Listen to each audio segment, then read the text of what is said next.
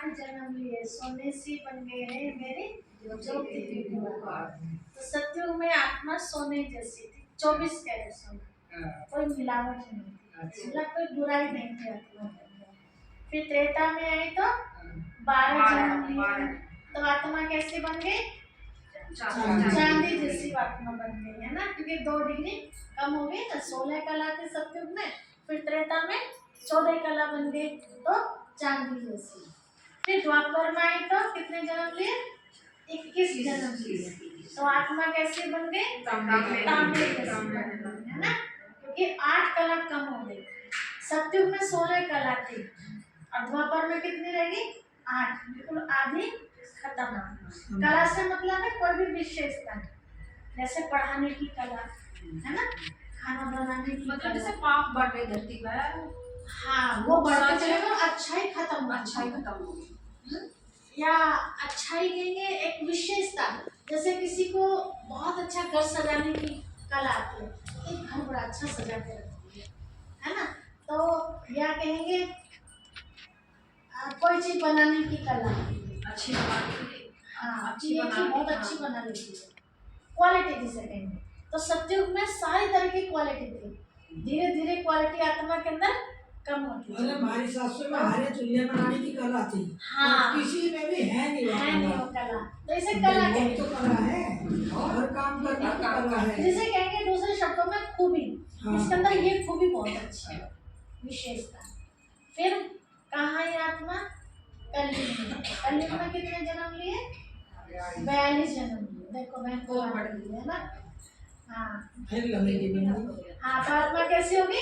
लोहे जैसी होगी। तो लोहे की कीमत सबसे कम होती है। एक लाइन लिख लो फिर याद। हाँ, फिर याद आती है। फिर आत्मा कहाँ आ गई? कलयुग से बाबा ने हमें कहाँ ले आए? संगम युग पर ले आए। तो संगम युग पर कितने जन्म? एक जन्म। आत्मा कैसी बन गई? हीरे जैसी बन गई। सोने से भी ज्यादा कीमत किसकी होती है? हीरे की। संगम युग पर हम हीरे जैसे बनते हैं, सत्युग में सोने जैसे, क्योंकि अब है हमारी चढ़ती कला, और सत्युग से तो हो जाएगी नीचे वो उतरती कला।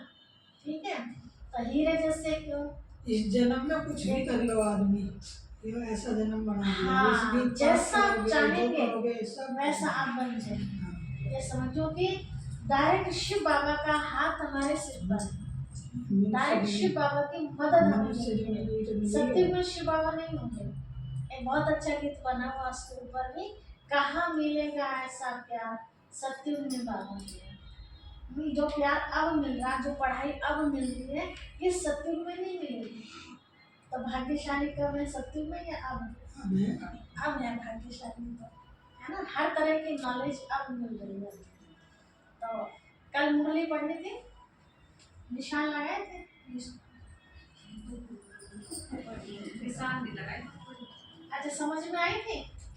आ जाएगी आ जाएगी नहीं, आ जाएगी कब? कोई बात ऐसी है नहीं समझ में आएगी, आप 10 बार भी पढ़ोगे, जब तक उसे समझोगे नहीं तो वो आएगी नहीं समझ में।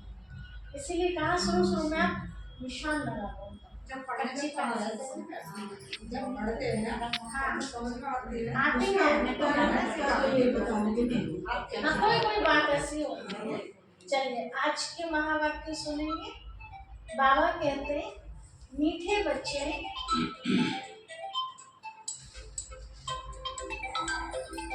अभी तुम्हें पवित्र जीव आत्मा बनना है। कैसे? अब तक कैसे थे हम? अपवित्र। एक आत्मा होती है, एक जीवात्मा। जैसे पहले चित्र में दिखाया ना, बिना शरीर के वो ऊपर बिंदु दिखाई है, वो आत्मा केवल। लेकिन जब शरीर में आ गई, धोती कुर्ता जो पहना हुआ, हाँ, तो इसे क्या कहेंगे? जीव आत्मा। जीव माना शरीर और प्लस आत्मा, तो जीव आत्मा। और जब शरीर से अलग हो गई आत्मा, तो उसे क्या कहेंगे? केवल आत्मा, और शरीर को शरीर। लेकिन दोनों को मिला दिया तो क्या कहेंगे? जीव आत्मा। तो हम कौन है इस समय? जीव आत्मा, शरीर के साथ। तो बाबा कहते हैं, मीठे बच्चे तुम्हें अभी पवित्र जीव आत्मा बनना है। पहले कैसे थे? अपवित्र। शरीर भी गंदा था तो हमारी आत्मा भी गंदी थी।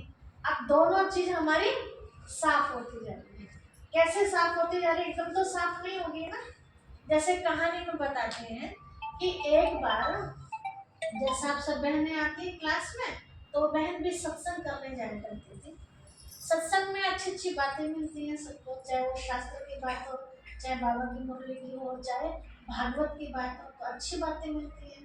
तो बहन के मन में आता था कि मेरा पति कभी जाते नहीं है, तो मैं इनको भी लेके चलूँ। बेचारी रोज कहते और रोज रोज टाल मटोल कर देते। एक दिन जिद करके बैठ गई कि आप क्यों नहीं जाते, क्या अच्छा नहीं बनना चाहते, क्या श्री कृष्ण जैसा नहीं बनना चाहते, हमारे घर में श्री कृष्ण जैसा बच्चा आए, क्या आप नहीं चाहते? हाँ चाहता तो चलो तो सत्संग में जाओ, वहाँ आपको नया महान बन जाएगा। बेचारी समझा बुझा के जबरदस्ती ले आई। ठीक है, अब आप देखो जिसको आप जबरदस्ती ले जाओगे तो कितने पल्ले पड़ेगा उसके? एक होता है स्वेच्छा से जाना, बहुत कम पल्ले है ना, पड़े। और एक जबरदस्ती बांध के वहाँ बैठा दिया उनको। बेचारे चले तो गए, देखा बहुत बड़ी सभा लगी उनकी। तो महात्मा जी जो रोज सत्संग कराते थे, तो उन्होंने देखा कि आज पहली बार आई है, जैसे हमने माता जी को देखा पहली बार आई है ना। पूछा भैया कैसा लगा? तो उन्होंने कहा सच बोलो या झूठ बोलो? बोला सत्संग में आए हैं तो सच ही बोलिए। तो कहा बताओ कैसा लगा मुझे? मुझे ऐसा लग रहा है कि जितने भी यहाँ सारे बैठे ना, ये सारे कौवों की सभा बैठे। तो महात्मा जी ने कहा अच्छा चलो, अच्छा आपने सच बोला, एक काम कर सकते हो? बोला क्या? 4-5 दिन आ सकते हो आप? बोला हाँ आ जाऊंगा 4-5 दिन, कोई बड़ी बात नहीं है। 4-5 दिन तक आई लगातार, बराबर सुना उन्होंने। उसके बाद फिर पूछा कि भाई साहब आज आपको कैसा लग रहा है? तो बोला आज तो महात्मा जी को चेंज लग रहा है। कुछ अच्छा लग रहा। तो बोला क्या चेंज लगा? कि जब मैं पहली बार आया था तो मुझे सारे कौवे दिखाई दे रहे थे, लेकिन आज सारे बगुले दिखाई दे रहे हैं। तो बोला अच्छा 4-5 दिन और आ जाओगे? बोला हाँ। फिर 4-5 दिन आए, फिर पूछा तो बोला महात्मा जी आप तो कमाल हो गया। बोला क्या हो गया? तो पहली बार आया था तो सारे कौवे दिखाई दे रहे थे, 4-5 दिन के बाद मुझे सारे बगुले नजर आए, लेकिन आज तो सारे हंस दिखाई दे रहे हैं मुझे। बोला अच्छा। तो बोला ऐसा क्यों हुआ मेरे साथ? तो महात्मा जी ने बड़ी सरल भाषा में बताया, सिंपल तरीके से, कि देखो जब आप आए थे ना यहाँ, तो आप खुद कौवे जैसे थे। बोला मतलब? क्योंकि जो जैसा होता है उसको दूसरा वैसा नहीं करता, धोखेबाज को दूसरा व्यक्ति, और जो धोखा नहीं करता उसको सब अच्छे लगते हैं, वो बेचारा धोखे में पड़ जाता है कई बार, है ना। बोला कैसे? बोला पहले दिन आए थे, बताइए नहा के आए थे? बोला हाँ नहा के तो नहीं आया था, है ना, ये जबरदस्ती में जिद कर रही थी तो मैं ऐसे ही चला आया। तो विचार तो पहले से ही दूषित थे उसके, लेकिन बाहर से भी वो आत्मा शरीर से भी कैसी थी? गंदी थी। कौवा कैसा होता है? बाहर से भी काला और अंदर आत्मा भी उसकी काली, कीड़े मकोड़े खाने वाला, है ना। तो कहा जैसे आप थे ना कौवे जैसे, तो सब कैसे नजर आए? कौवे जैसे। अब 4-5 दिन आपने सुना तो आत्मा तो बेशक इतनी साफ नहीं हुई, लेकिन शरीर से तो आप शुद्ध होके आने लगे ना, नहा धो के जाना चाहिए। तो बगुला कैसा होता है? बाहर से तो साफ सुथरा दिखता है, सफेद, लेकिन खाता क्या है? कीड़े मकोड़े। तो अंदर से आत्मा तो बेकार है ना, बाहर से सफेद है। तो आप बाहर से तो साफ होके आने लगे, लेकिन अंदर विचारधाराएं फिर भी ऐसी बनी रही, इसलिए आपको सारे बगुले नजर आए। और आज हंस क्यों नजर आ रहे? क्योंकि आप बाहर से भी साफ हो गए और अंदर से भी साफ। क्योंकि हंस क्या चुनता है? मोती चुनता है ना। ऐसा बता के हमने देखा तो नहीं है कि दूध में अगर पानी होगा ना, तो दूध और पानी को भी वो अलग कर देगा, इतनी खूबी होता है, बाहर से भी वो सफेद होता है।